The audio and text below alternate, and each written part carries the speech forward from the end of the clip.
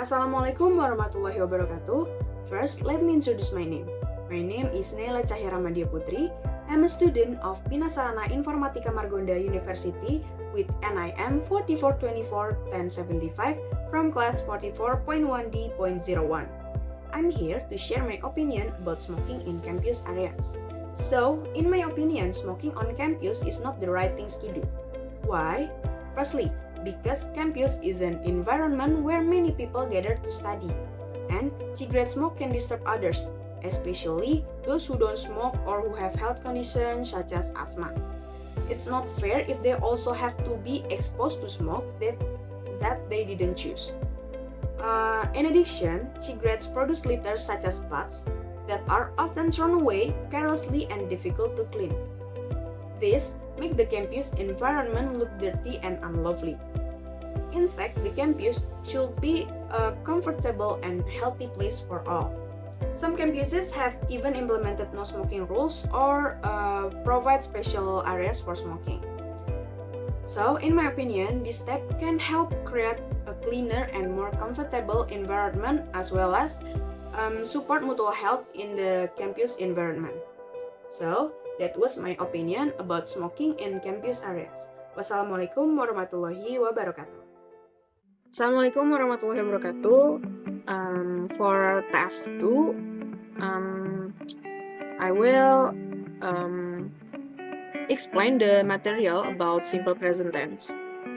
So, basic understanding of simple present tense. Simple present tense is an English tense used to express routine events, habit, facts, and general truths. Simple present tense is the most commonly used tense in everyday English sentence. The importance of understanding simple present tense in English. Simple present tense in English is important to understand because it is the most commonly used verb form in English writing. So, what is simple present tense?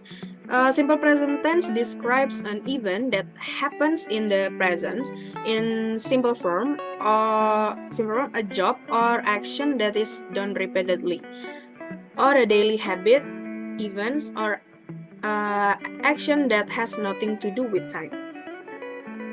The use of simple present tense. Simple present tense is used to explain one general activity. It is used to express events or actions that are general in nature and have no connection to time. And 2, general truth states a truth or fact that cannot be disputed. And 3, habitual action. Habitual action, it is used to refer to habitual action that are routine or frequent. The simple present tense from active voice. The sentence in the active voice can be divided into 2 parts, namely, first, verbal sentence. Verbal sentence is a sentence whose predicate consists of a verb. And then secondly is nominal sentence. Nominal sentence is a type of sentence that use a nominal like noun, adjective, adverb, and its predicate, or in other words, a sentence with a predicate other than a verb.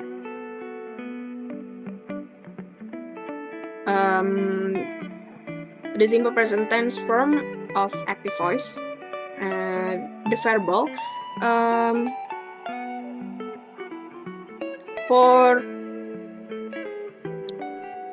positive sentence, the form is subject, verb 1 plus s or es plus object. And example of positive sentence is he speak English. And for negative sentence, the form is subject, do or does, plus not, plus verb 1, and then object. And the example is he doesn't speak English.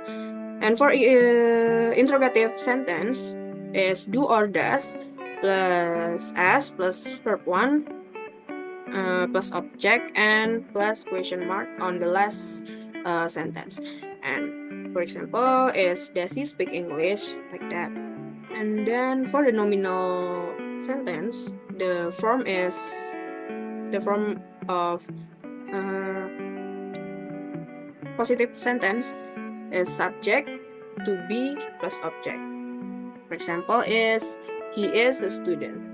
For negative sentence, the form is subject plus to be plus not plus object. And for example, is he is not a student.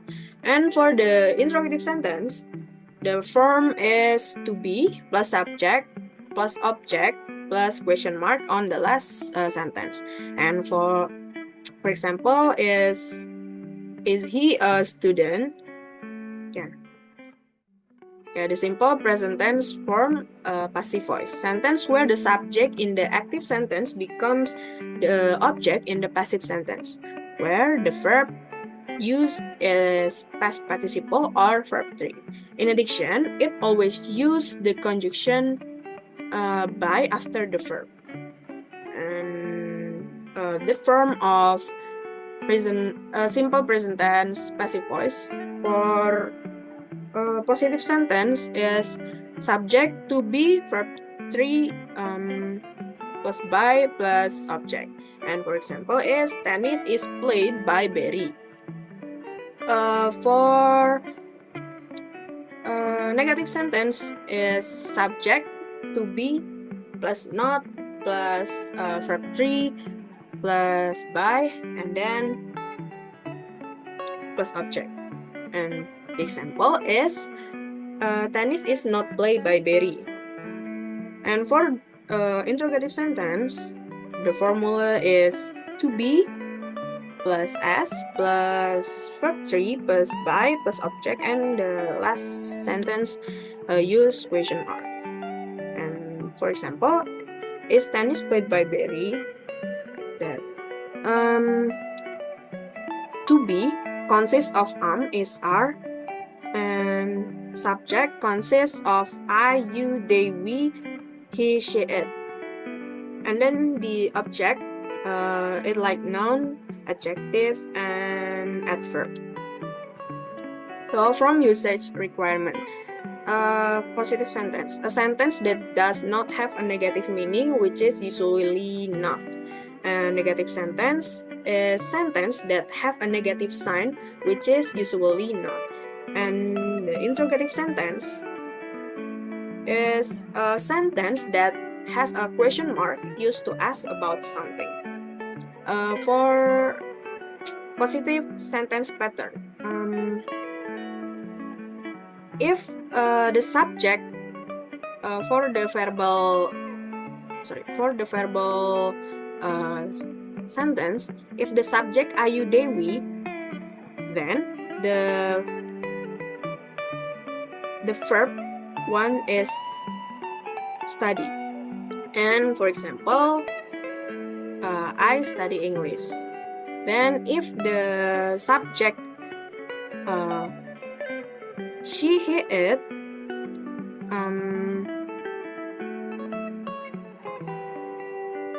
then the verb must add s or es. And for example, she studies English. For nominal sentence, if the subject I, then to be uses is am. For example, I am a teacher. If the subject is you, they, we, so to be uses is are. The example is you are beautiful. Then if the subject is she, he, it, the to be uses is. And for example, she is at home. Like that. Then next, okay. In verbal sentence, if the subject is plural subject, for example, students, children, boys, and many more, or a pronoun that is I, you, they, we, then the best verb or verb 1 does not add anything. Meanwhile, if the subject is singular subject, for example, a dog, a child, a student, and many more, or a pronoun that is he, she, it, or Tommy or Sandra, then the best verb or verb 1 must be at S or ES. Okay, in the nominal sentence, to be is for a singular subject. For example, she, he, it, Budi, Lisa, or many more. For the singular subject first, and are for plural subjects. For example, you, we, they, friends, Tony and I, students, or many more. So this is the negative sentence pattern. For the verbal, if the subject are you, they, we, so we use do plus not, and the example is I do not study English. If the subject she, he, it, so we use does plus not. So the example is she does not study English, or she doesn't study English, like that. And for nominal sentence, if the subject I, then the to be uses is am. And for example, I am not a teacher. If the subject you, they, we use are. And the example, you are not beautiful. And if the subject he, she, he, it, the to be that we use is. So, for example, she is not at home. Then, usually, the auxiliary verb do or does is used in negative sentence formation and is placed after the subject. If the positive sentence used to be, that is, are, the auxiliary do or does is not needed. This auxiliary verb plus not combination is usually called negative auxiliary, which is conversational language is often abbreviated. And then interrogative sentence pattern for verbal sentence is do. Then the subject that we use is I, you, they, we. Then for example, do I study English? And then for does, the subject is she, he, it. And the example is does she study English? And then nominal sentence, if the subject am, so to be that we use is I. Then if we make one sentence is I am a teacher. Am I a teacher? And then if the subject is are, the to be is you, they, we, and the object beautiful. Then, for example, are you beautiful, or are they beautiful, or are we beautiful? And then if the subject is, then the to be we use is she, he, it. Then, for example, is she at home? Okay, to answer an interrogative sentence, a short answer is usually used like, do you study English? Then the answer is yes, I do, or no, I don't. Then if does Lisa study English? Then the answer is yes, she does, or no, she doesn't. Okay, so that was the material of simple present tense. That's all for me. Wassalamualaikum warahmatullahi wabarakatuh.